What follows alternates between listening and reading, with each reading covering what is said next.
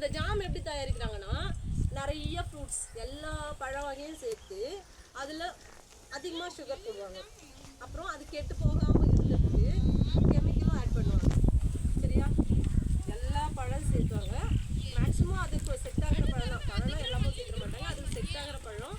அப்புறம் சுகர் அது கெட்டு போகாமல் ஸ்டோர் பண்ணி வைக்கிறதுக்காக அது கெமிக்கலும் சேர்ப்பாங்க. அந்த ஃப்ரூட்ஸ் வந்து பார்த்தீங்கன்னா நம்மளே பண்ணலாம். ஓகேவா?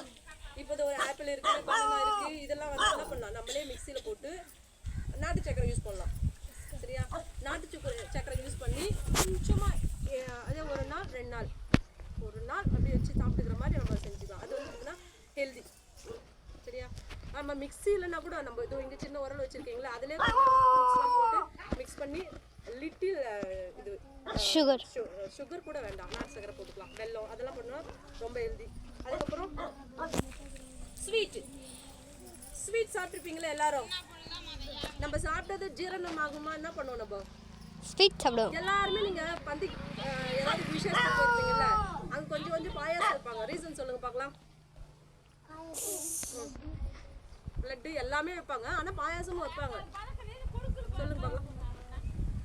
என்னது தெரியுமா? நீங்கள் எல்லாமே அங்கே சாப்பிட்ருப்பீங்க. சரியா? உங்களுக்கு அது ஜீரணமே ஆகாது. பாயாசம் வைப்பாங்க. அதுக்கப்புறம் வந்த உடனே எல்லாம் வீட்டுக்கு நீங்கள் வர்றீங்க அப்படின்னா உங்கள் கையில் எல்லாருக்குமே வந்து தாம்பலம் கொடுத்து அனுப்புவாங்க. அதில் வந்து கண்டிப்பாக வெத்தலை பாக்கு கொடுத்து அனுப்புவாங்க. எதுக்கு சொல்லுங்க பார்க்கலாம். அது சாப்பிட்டா ஜீரணம். அந்த வெத்தலை பாக்கு நம்ம போட்டோம்னா நம்ம சாப்பிட்டது ஜீரணமாகும். சரியா? அதுக்கு இப்போதான் இந்த கோக்கு பிளான்டா அது இதுன்னு ஜீரணமாக ஏதோ சாப்பிட்றாங்க. அதுக்கு முன்னாடியெல்லாம் என்ன சாப்பிட்டாங்க? வெற்றிலை பாக்கு. சரியா? அது சாப்பிட்டாவே நல்லா ஜீரணமாகும்.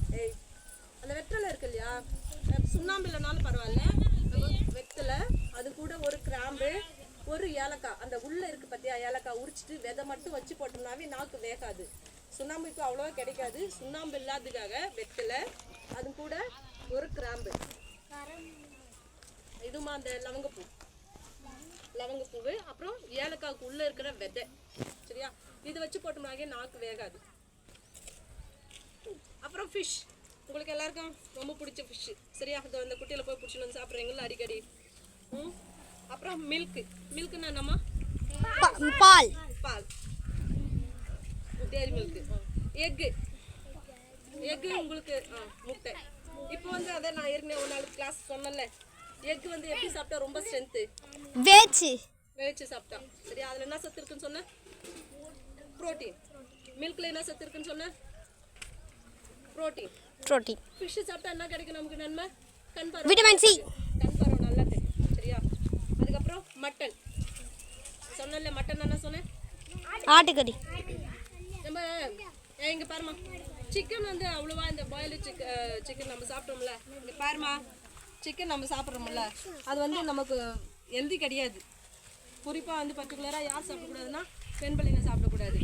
இந்த ஆடு என்ன சாப்பிடுது? தழை தான் சாப்பிடுது. சரியா? கோழி என்ன ஒன்று தான் சாப்பிடுது. அந்த கோழி நம்ம நாட்டுக்கோழி வளர்க்குறது இங்கே இருக்கிறது தான் சாப்பிடும். ஆனால் வளர்க்குற கோழியெல்லாம் அவங்க அதுக்கும் அரிசி அதெல்லாம் தான் போடுவாங்க, தீவனம் தான் போடுவாங்க. அது கூட என்ன போடுவாங்கன்னா ஊசி போடுவாங்க. சரியா? ஊசி போடுவாங்க, அதுதான் அதுக்கு பிரச்சனை. ஆனால் நம்ம ஆடுலாம் பார்த்தீங்கன்னா, இதுவே கூட பண்ணையில் வளர்க்குற ஆடுலாம் கூட ஊசியெல்லாம் போடுவாங்க. இங்கே வளர்க்குற ஆடுலாம் ஊசி போட மாட்டாங்க. அதுக்கப்புறம் பட்டர்னா என்னம்மா?